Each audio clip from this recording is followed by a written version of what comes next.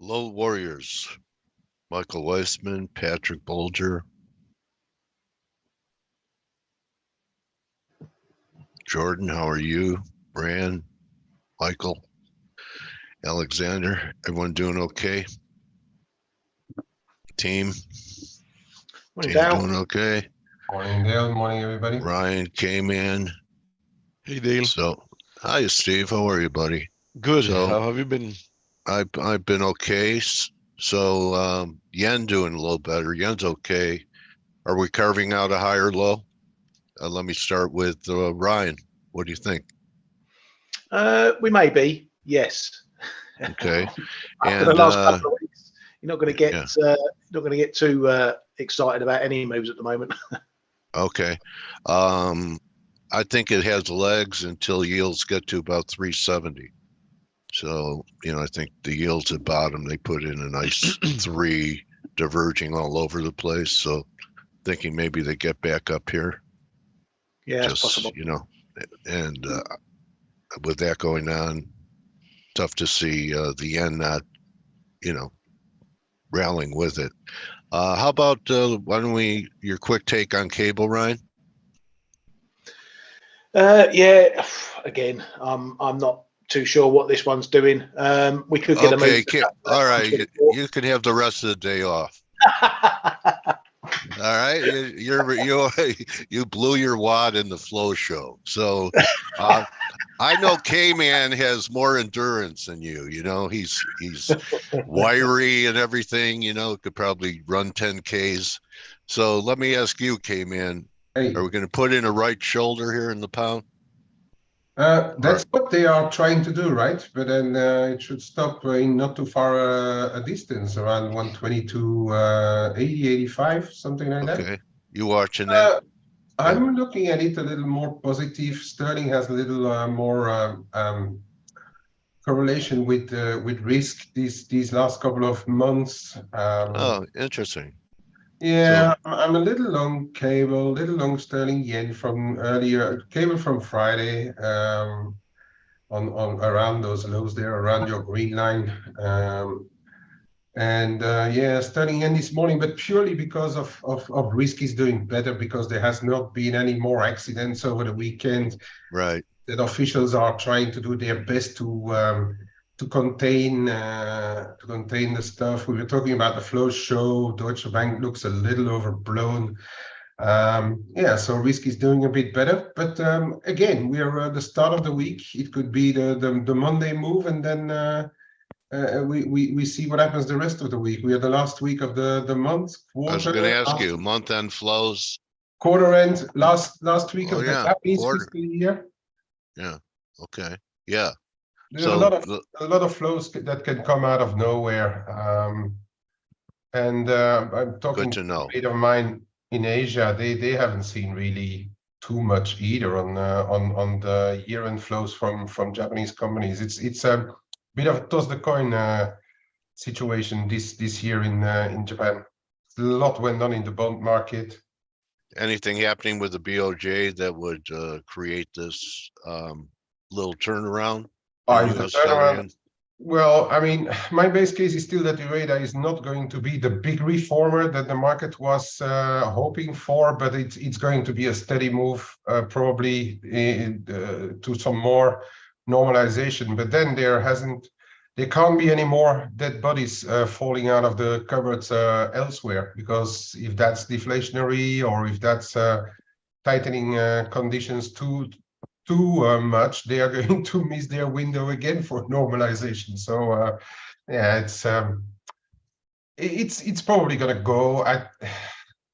I'd be thinking that we are going more into a rangy year for the yen, with the new Bank of Japan governor. But yeah, for now the market is very fickle and moves on a dime, so we can't exclude much.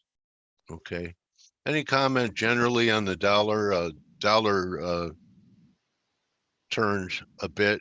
In fact, led the yen. Did it? It acted better compared to the yen. What do you think?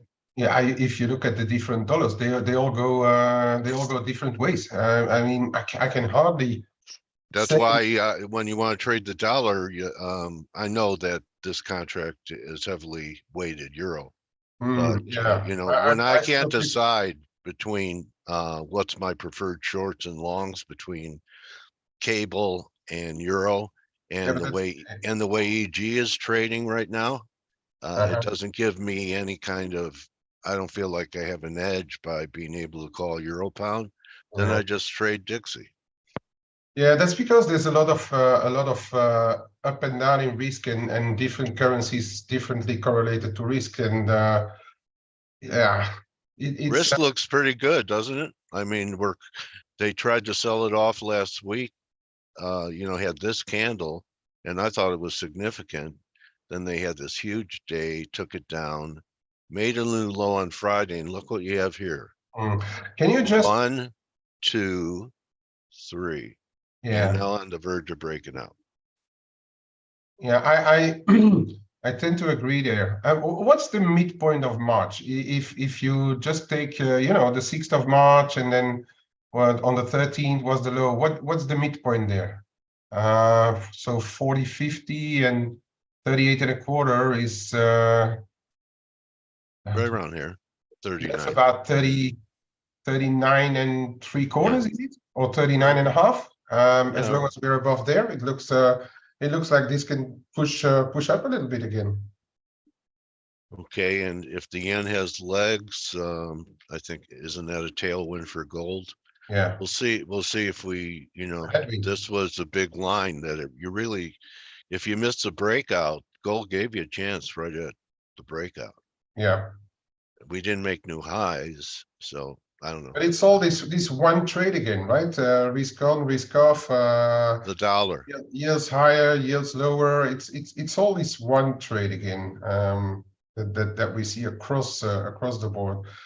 If stocks go up, gold, silver, the metals could possibly come back down a little bit. Okay, so that's converse. That's not all one market.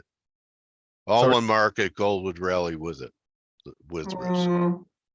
I don't know. It has. I mean, if you really believe it's all one market, that means everything goes up and down together, just different degrees of magnitude. Yeah, but not in this case, because gold has been bought because of risk. Right. Okay. So if the risk, so it's not all one market anymore, is it? Better, your gold will trade a little bit softer, and the yields are back higher a bit, so your gold is going to trade a bit softer. This was the first time gold performed with the market getting hammered. Okay, first time in a long time that I can remember gold putting on a move while there was risk off. Anyone else going to back me up here? Because he's not going to accept my answer. No, I actually did. I said gold went up because of risk off. I did. We are saying. Oh yeah, but that's not all one market. If it was all one market, gold would go down with risk off. When it was risk on for all these months, safe haven, everything would go up together. Metals, stocks, the FX, everything did. Anyway, what's the difference? There's a banking crisis. Yeah, well, that kind of changes everything. I'll tell you what, I read something by this this contributor on Twitter, and she was talking about the bank's exposure and how companies like Blackstone are just walking away from prime properties, and what a lot of these banks finance CRE with 0% in their model, and that all of the banks were doing it, not just the regionals. And there's going to be all kinds of defaults on these commercial properties, which include multifamily and shopping centers and not just offices. So the point being that we're going to have stability for a while, and it'll look okay for a while, but there are so many other things out there that can stress banks' balance sheets. What's strange to me is why it took so long for the market to recognize it, and I guess it takes a catalyst like SVB, for people to say, well, you know, if this could happen, what about the other ones? Okay, so it's like we cross the Rubicon on that. And there's going to be all kinds of banking issues coming down the line. This is not the only liquidity issue. There's a lot of solvency issues coming up. There's, you know, people aren't going back to the office. And what people paid, just like what people paid for bonds at 150-year lows. Let me turn this on. They were paying the same for properties. So, you know, I'm just saying that we may have entered a new paradigm. Any thoughts on that? We may have How entered about the twilight zone. Yeah, well, you know, it's all this debt and malinvestments at 0 interest rates. I just wonder why it took so long.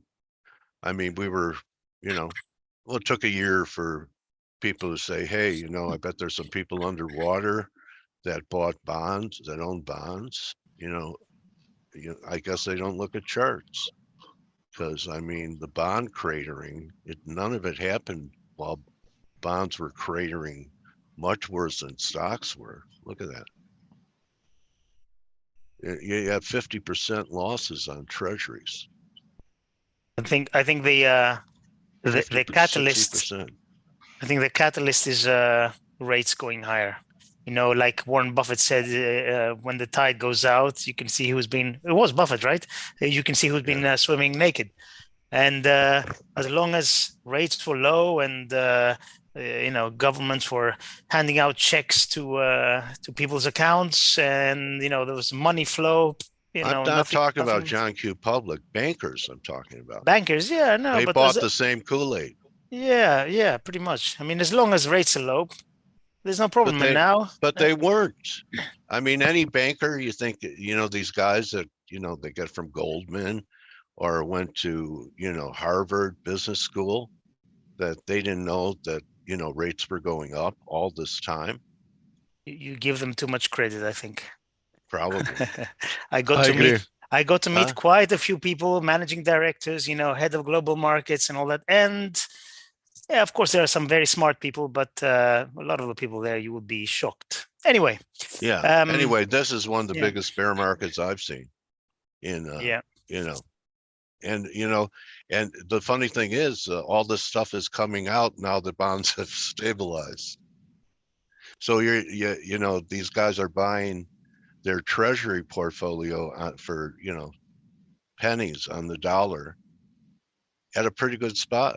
You know, you get a little bear market rally and they'll go, sure was a nice, you know, to be able to buy a fire sale with SVB and these other banks. So it's crazy what's happening out there. Anyway, how do we make money? What do you think? Do you have levels to buy the break still in metals, in gold or silver? You have any levels?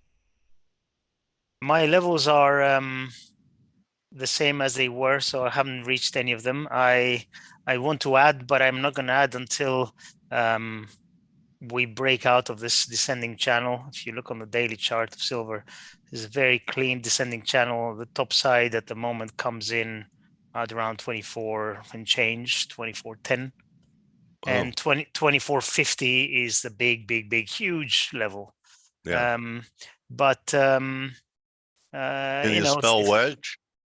Yeah, I mean, in the short term, this could get broken, especially given that the market now thinks that everything is fine. You know, no bank failed over the weekend, so we're all good. You know, keep doing what we're doing. I'm not so convinced. As I said on the flow show, I don't think this is anywhere near what happened in 2008. But you know, if you talk about the situation being contained for now, I would probably disagree.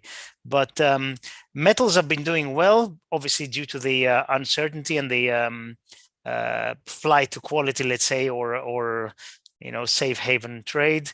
Let's see what happens when risk continues to squeeze higher, and theoretically these should correct. But I still think corrections are going to be opportunities to get long, specifically for silver. Gold too, but gold's pullback has been more severe. No. Over the past couple of years, I mean, it hasn't really been a pullback. We're very close to all-time highs, right? We're a couple of $150 away or something like that. So if you look at the the daily or the weekly chart for gold, we had a very, very big impulsive move from mid 2018 up to the August 2020, and then we're just correcting sideways, which is really phenomenally strong. So I think we're going to eventually get to higher levels, but if yields rise more, if the dollar rallies a little bit, if panic recedes, then of course these are going to correct a little bit. So I'm still waiting. Okay, well, I think a lot of people will be going for this 1850 level here. Well, 1880 on the weekly, it's 1850. If you covered it up and you didn't know it was gold, because we all have biases on SPX gold, and we start closing back under, this 1933 level, you would probably say that was a false breakout. Absolutely. Okay.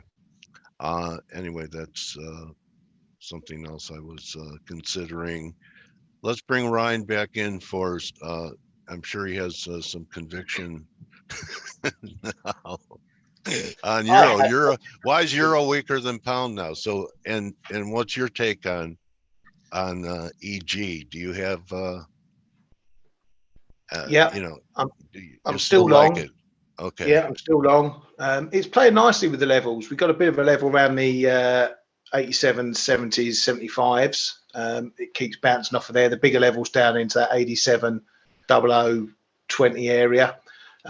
Still need to crack that 89 and hold it for a run to 90. But I've got plenty of conviction. I'm long a little S&P just now. I think we're going to get a decent risk bounce when the US finally kicks into gear this morning. Okay.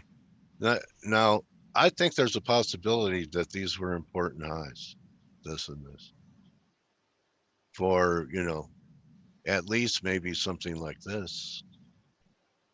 I mean, it's still going to have to negate this, 108 level. But 108, I think, opens the door for 105, and we take out 105, that opens the door for parity. Cable, there's some good support up here at 21 and a half. But, this is compared to the euro, this is the second higher low. I'd get out of the way over Friday's high, but I don't know, was this Friday or Thursday? Last week's high would I'd be short against, and back under this 118 level now, that's going to measure 112. And I'm trying to think what environment could the dollar do this and we can have risk on. I'm trying to figure out or could it be something that happens in Europe that makes the dollar look attractive? Only something probably to do something to do with the war going on. You're okay. That's the magic answer. Deploying tactical nukes in Belarus. I don't know, China and Putin shaking hands. So they have a good backer. I guess you could call China their angel investor. And I forgot who it was. Luke Roman said that China owned 4% of Ukraine anyway.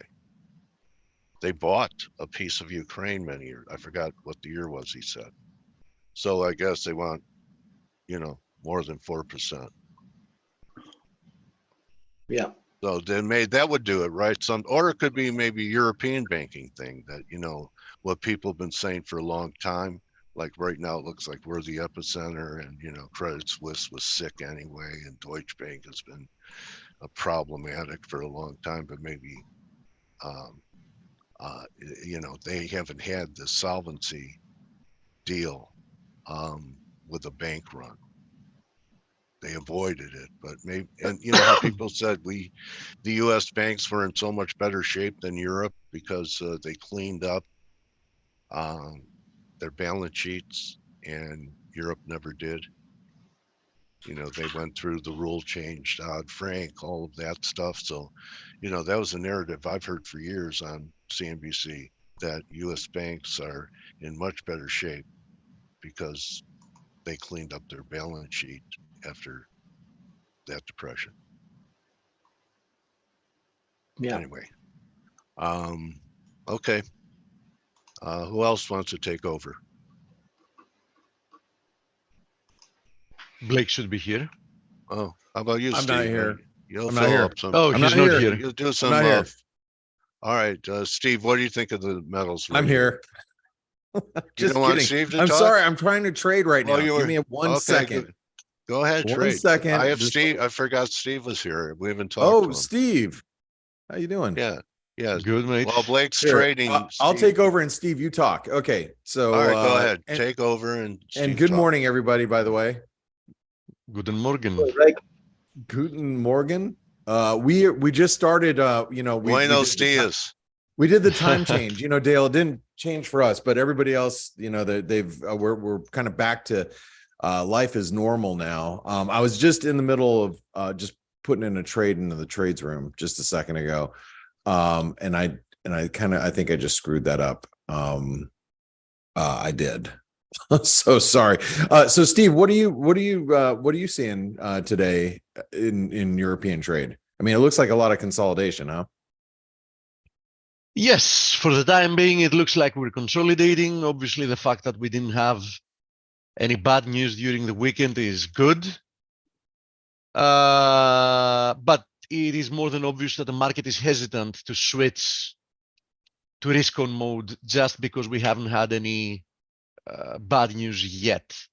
Although I assume that if we go through a few days and things seem to be calming down, we might actually see some risk on pressures in the days ahead. Because I mean, we have to be honest, the price action, as we've been saying for weeks now, is not pointing to bearishness, right? I mean, despite all that has happened, equity markets are doing very decently for the circumstances. They are, and they've held up really well. Actually, I'm surprisingly well. I mean, here's the S&P. You would think under this type of situation, under what the market's dealing with, that we'd have a lot more quote unquote risk off, and I wonder, Steve, and this is to everybody else too. I mean, the thing is, we're seeing rotation, right? It's really, just your people rotating out of regional banks back into technology. We haven't seen an exodus of capital, flight to quality. Yes. You could say bonds have rallied, but I think that was days of it. Yeah, I mean, bonds were like more of a value proposition. I mean, I actually had somebody this weekend I was talking to that was like, I'm buying CDs for the first time in 20 years. That's a certificate of deposit that's paying 4%. What? Mm-hmm. You can buy bonds or CDs. You can park your money basically safe as it's backed by the US government, and it's paying you several percent. If you're retired, how many people are doing that right now? Like, I don't want to have my money exposed. I think the world's a crummy place. I just want to put my money somewhere that's safe, that's paying me 4 or 5%. It might not be beating inflation, but still, at least I know where it's at. Right? I mean, how many people are doing that? So you're getting money rotating. We just haven't had a huge definitely exodus. A lot more than in the past, when practically nobody anymore was doing it, right? Right, exactly. Well, I mean, the last time when I was talking to this person, I told this person the last time I bought a certificate of deposit was about 20 years ago. And I was trading back then a lot aggressively. I was just learning how to trade currencies like just a few years before that. And I remember taking a big chunk of money, and my wife and I were discussing this because we were having this conversation with another couple, and And I remember taking a big chunk of money and buying, you know, CDs. And I'm like, well, this is, I'm going to park my money here for the next year. And, you know, and people are doing that now. So, but going back to, you know, what we're discussing about equities, you look at the S&P, and the S&P is holding up well. You know, you look at the NASDAQ's holding up really well. You look at the Dow's a little heavier, but still ultimately holding up pretty well. When you start to see, you know, and you look at the dollar and you go, well, the dollar's, you know, obviously been under pressure as well. When you see the dollar really start to perk up, that's when you have a little bit of risk aversion, and that's when you really have to be careful, because you got bonds moving higher, you got gold moving higher, but the dollar's been under pressure. You put the three of those together, that means there's an exodus of capital in probably more of the you know, risk markets just in general. So as we, you know, just saying, you know, you got gold that's, you know, nearing all-time highs, or, you know, not too far off. You got the bond market that's really, you know, bit up, but, you know, hasn't broken out yet. But you start getting the breakout here. You get this,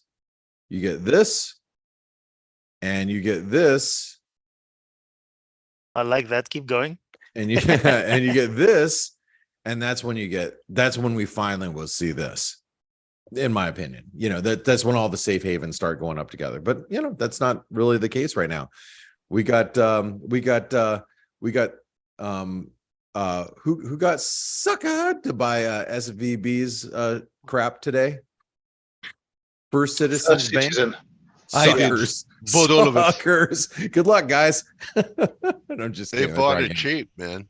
Yeah, I know. They're getting pennies on the dollar, which doesn't matter if the pennies are just worth pennies, I guess. But anyway, very interesting. I think overall, very interesting market. I think today, is, I've heard you guys say earlier this morning, you know, a lot of the markets are just kind of, you know, calming because we didn't have any blowups over the weekend, which is good. And like I said, you know, until you start to see, you know, really some of these risk assets push higher, you know, I think today, and, you know, probably this week is just more of a consolidation after some pretty big moves.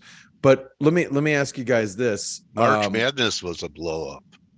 They were know, the greatest games I've seen. It has been upset after upset after upset, but that doesn't. But yeah. Anyway, and it's gonna be a great. So something did happen over the weekend. Something great did. Games. Yes, correct. Hey, I know we've got a really great interview coming up in just a few minutes, and I want to make sure I give enough time for that. I want to just run around the horn and see what everybody's looking as their best setup today. I'm going to give you guys a gimme today. If you are in the ForexAnalytix chat room, you guys already know this. I started shorting it about 6 pips ago. Bran was just asking, what's up with that head and shoulder? I'm looking at the cable. Coming out of an ascending wedge, we broke down. I was looking for a short right up here where we're at, between the 50% retracement and the 618. You know, basically, as long as we stay below 123 and a quarter, somewhere around there, I want to stay on the short side of the sterling. I think we are trading lower highs. We're going to be back towards the lower end of the range, which will, well, I mean, you know, anywhere between 122 and 120 from current levels. I think the risk reward set up great for a short. So that's going to be my play today. Kman, what are you thinking? I'm the other side. Oh, hey, you know what? That's what makes a market. That's what makes a market. So you're going to be long cable. No, I was long. I'm long at 122.04, right? The people. Oh, you got a great price then. Yeah, I would be long down there too. I've been letting some go on this run. I'm not sure if I'm going to keep cable for much longer, but yeah, the yen side of things, with less let's say imminent risk or no more blowouts, perhaps the yen can correct a little bit more. So I've got a small sterling yen as well. And what I was just going to say, I don't want you to give away the whole entire entire boat here, because people should come join you and hear what other things you're trading in the ForexAnalytix community, right? But I'm a little more positive risk to start the week. But as I was saying to Dale earlier, it's the end of the month, end of the quarter, end of fiscal year in Japan. I think nimble is going to be the word of the week. Yeah, great advice. Being nimble, end of the month this week. So yeah, very, very good. Thanks, Kman. Ryan, what are you looking at today? What's your play today?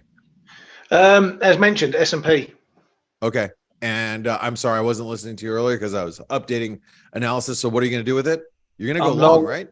Yeah, I'm long. Yeah. You're looking long for risk. Bounce in US today. I want to ask you, I know you were long risk, but are we in the middle of a range? And I'm just, I'm kind of like, I'm looking at two different ranges. You got this range here and you got the smaller range here, and we're smack dab in the middle of both of them. So what's the edge here and why?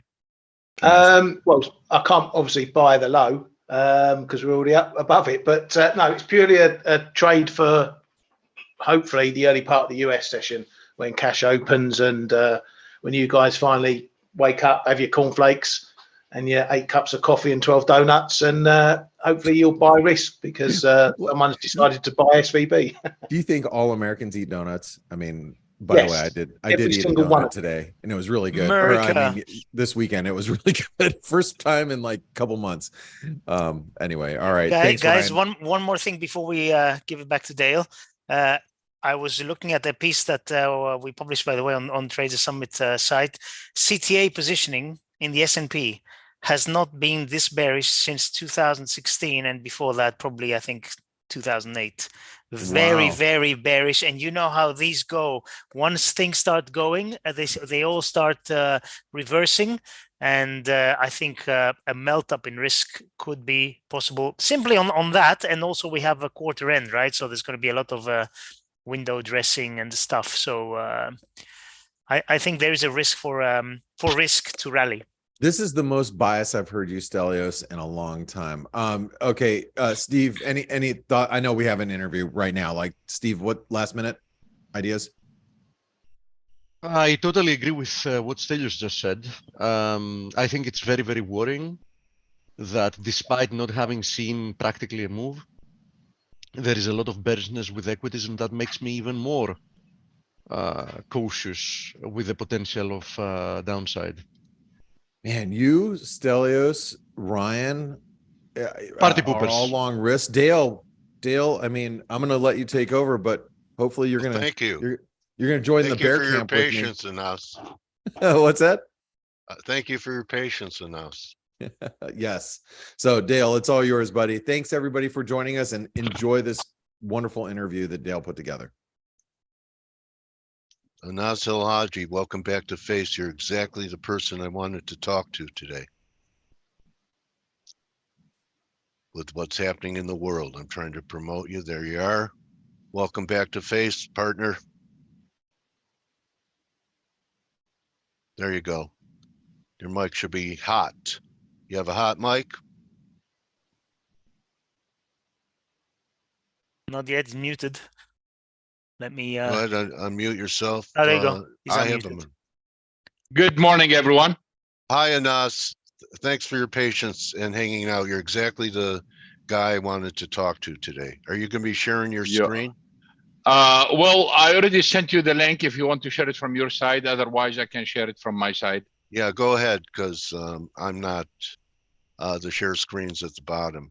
And you know, what a great time with everything that's happening in the Middle East to talk to a Saudi, which you are, and someone with great knowledge in the market. So before we get to the markets, why don't we address this?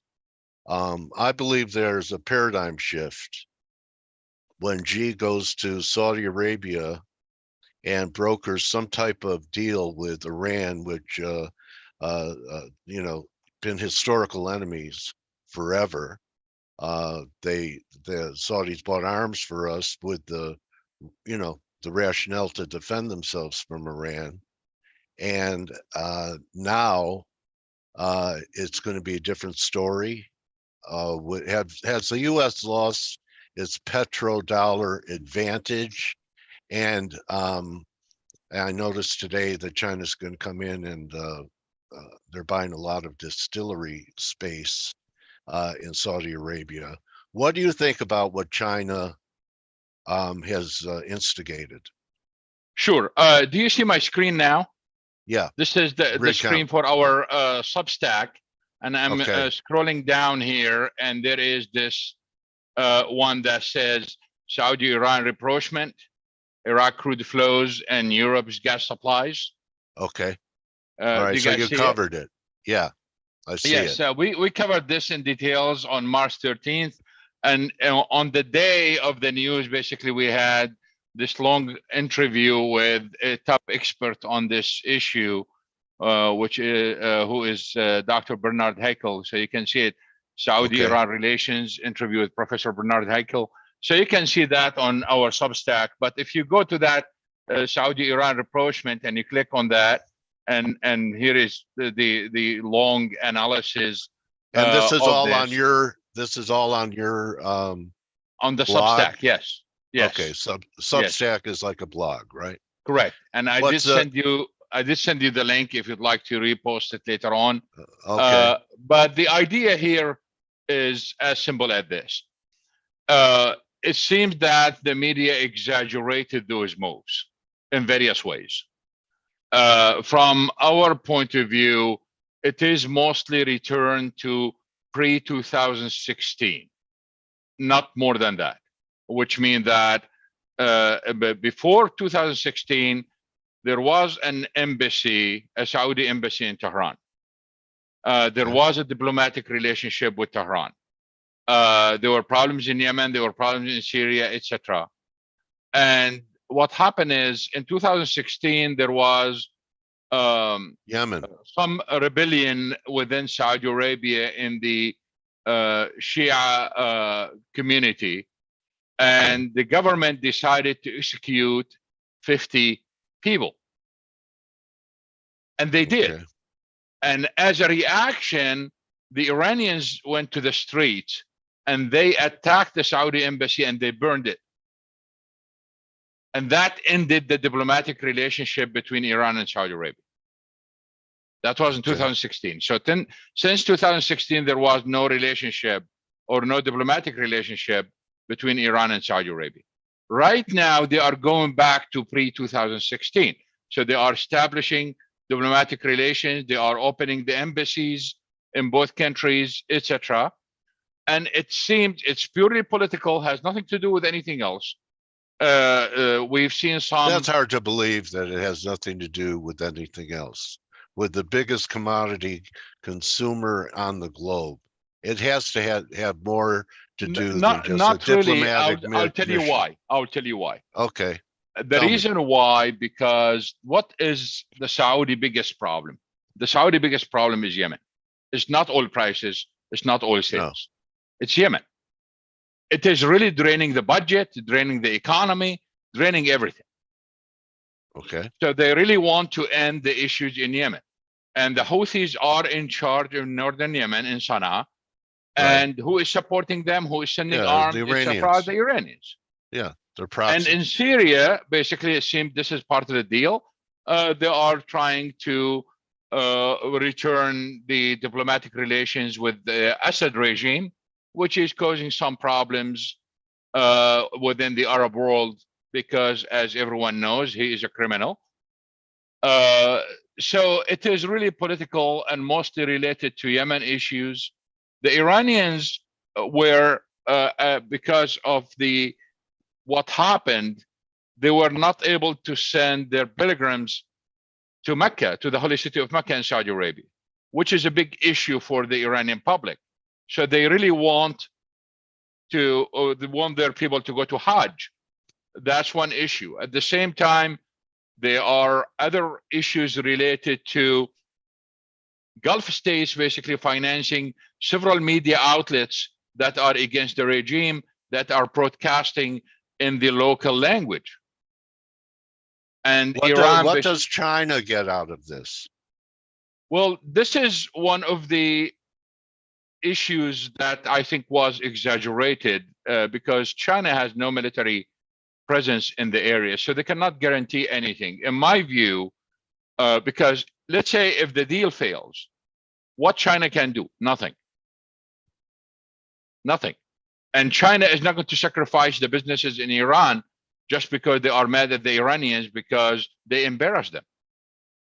Mm-hmm. I think if there are any guarantees, the guarantees are regarding the protection of the embassies, so the embassy won't be burnt again. Okay. China already getting the oil it wants from Saudi Arabia. It's already getting the oil it wants from Iran.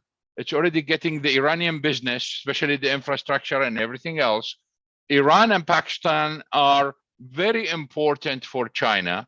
They really want a kind of to normalize relationship with those two countries. They don't want even Iran to be under sanctions so they can do their business.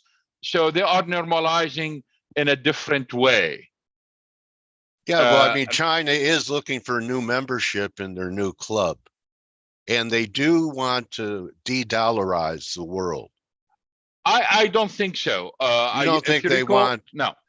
I think you don't think they want to de-dollarize and not give us the advantage of having a petrol currency. Yeah. So we have. You don't think so? If you recall, about a year ago, we discussed this. The issue is as simple as this. Only the United States at this stage can do that role. No one else can do it. And anyone who is talking about the demise of the dollar should pay attention to the following. The countries that are trying to shy away from the dollar are the countries that have US sanctions imposed on them. You are not going to see a free country from sanctions de-dollarizing in this case. And the United States, if they really want to protect the dollar, all they got to do is just lift the sanctions and everything is fine. But the issue is this, that Iran itself, the one that considered the United States the enemy, get an exemption from the United States, from the sanctions, to sell gasoline, natural gas, and electricity to Iraq. And what they get in exchange? US dollars. That's number one. Look at Russia today. When they deal with the yuan, as you know, the yuan basically in a certain way, it is kind of, it fluctuates within a certain range relative to the dollar. And now they are asking the Indians basically to pay in UAE dirham, and UAE dirham is pegged to the dollar. And if you look at, and people should really pay attention to this, we covered it in one of the newsletters we had about 2 weeks ago, and I'm trying to find it here. That's where I'm just scrolling down here to show people what's in that Substack. But one of the biggest issues that people do not know is that the US still import, despite the sanctions, still import very important materials from Russia. And so does the EU. That includes enriched uranium for the nuclear power plants until today. And what Putin gets for that? US dollar. So if they want to get rid of the US dollar, how they are getting all those dollars? I mean, I read and hear from a lot of experts that, you know, Putin, this new bloc is not dollar oriented. This new bloc wants to have their own trading system, and they want to have their own currency. There is an advantage to the US having this privilege of having a petrocurrency. And I think China wants to change that. I'll tell you why they want that advantage. They want that advantage. Let me just mention a few things to push back against this idea. First of all, for the euro, until it became the euro, it took the most advanced countries in the world 40 years of coordination, 40 years of countries that have the same aim. They have democracies, they have elections, they have all kinds of things to reach the 40 years. And for people to think, and they are all adjacent to each other. They are in the same continent, and mostly they have almost the same culture. to believe that you They are going fought to world combine. wars against each other. Yes, yes, but So, it still you took 40 years to do that. To think that the Far East in Asia is going to combine with the far south of Latin America, with the Arabs in the Middle East, to combine this quickly in a couple of years and come up That's with a a good new point. currency does not make sense. That's number one. Number two, when we talk about yuan and oil, yes, there is an exchange in Shanghai where you can see oil prices in yuan. That's absolutely correct. But what you see in yuan is a mirror image of what you see in Dubai in dollars. So you are just playing the exchange rate. Okay. In this case. All right. So let's get to the substance. I just thought it was a paradigm shift. And I also thought the enemy of my enemy is my friend when this deal went down. But if it was a paradigm shift, it's like the earth moves and there are reverberations. And you're saying that China just had noble diplomatic intentions by going to Saudi Arabia and trying to broker some type of negotiation between them and Iran. I don't know about the word noble here, but I'll accept it. It's not. I don't believe it, but I'll take it. I think we are going to see some return to pre-2016, probably some improvement over it, especially when it comes to Yemen and Syria, and that's it.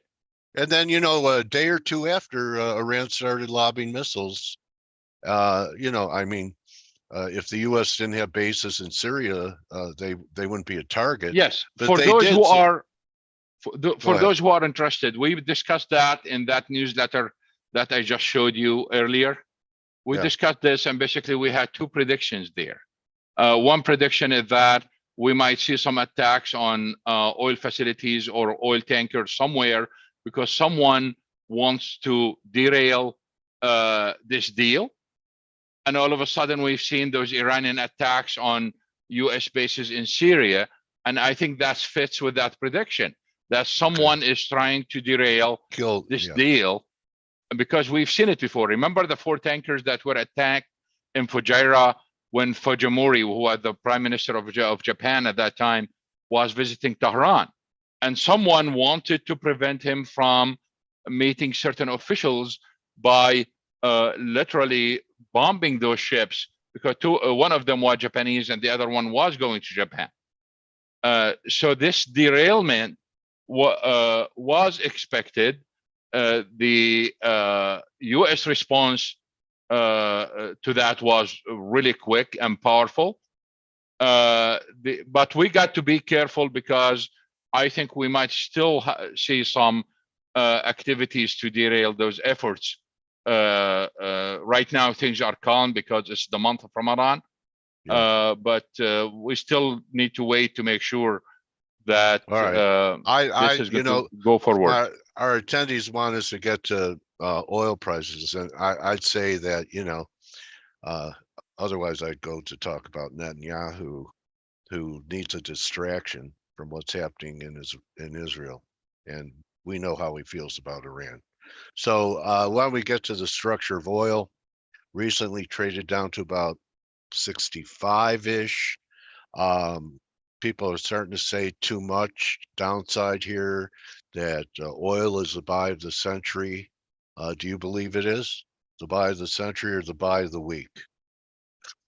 I think both of them are extremes. The opportunity in the medium and the long term is really large. The issue for us right now is really what's going to happen in the next quarter, whether we are going to have a recession or not. The next quarter is going to be weak no matter what. Anyway, we look at it.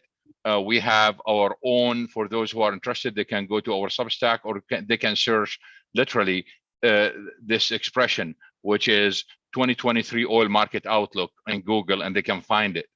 And in that outlook, the main idea is that the demand in the first half is going to be weak. The reopening of China is not going to be that bullish for various reasons, mostly because Most of the bullishness is coming only from the transportation sector.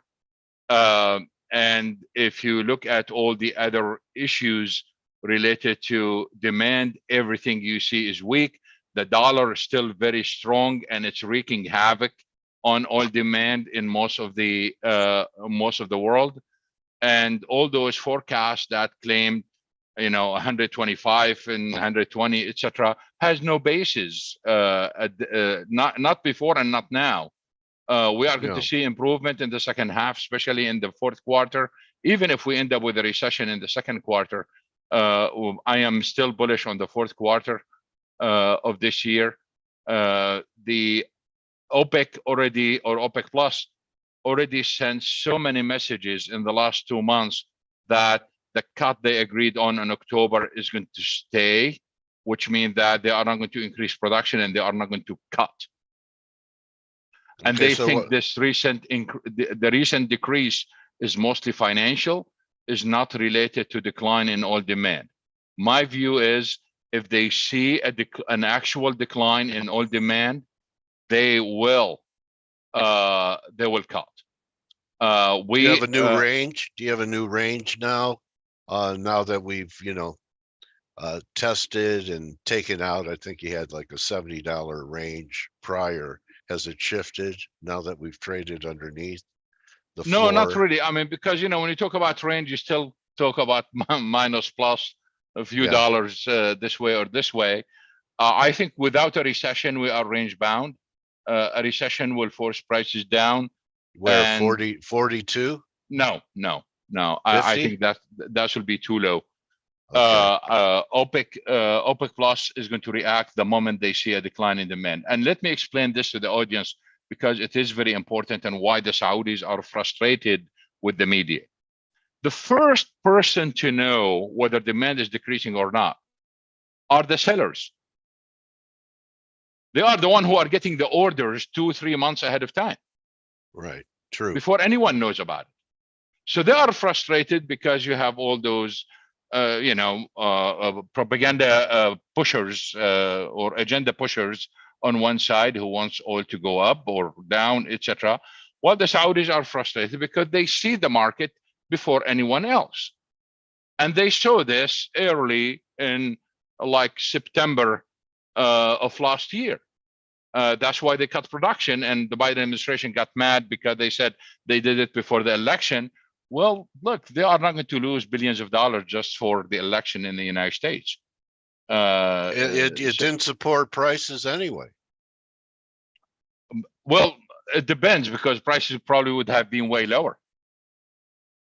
Okay. It didn't stop the oil decline. So Correct. You're right.